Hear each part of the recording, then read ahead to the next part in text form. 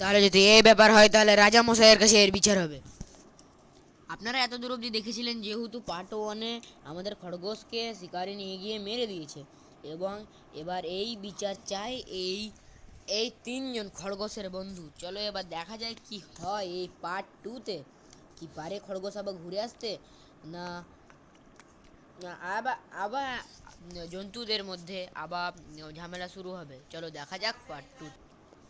চলো তাহলে ঠিক আছে, চলো। যাওয়ার পথটা আমি কেটে দিয়েছি, তার জন্য যাওয়ার পথের আশা করো না। আরে এই তো বসে গেছি। রাজা মশাই, আমাদের বিচার চাই, বিচার চাই, বিচার চাই, বিচার চাই। কিসের বিচার চাও তোমরা?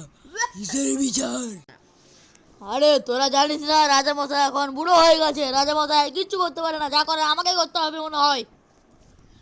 আমি আর বেশি দিন এখানে বাঁচবো না, কিন্তু আমার যাওয়ার আগে আমি একটা রাজা বানিয়েই যাব। হাও। তাহলে ঠিক আছে, আমাদের রাজা, পরের রাজা হবে বাঁদর।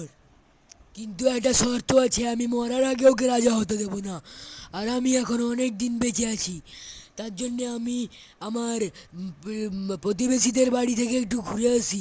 আমি 4 মাসের জন্য যাব। বাঁদর আমার জায়গায় দেশটাকে সামলাবে। তাহলে তোমরা থাকো, আমি চললাম।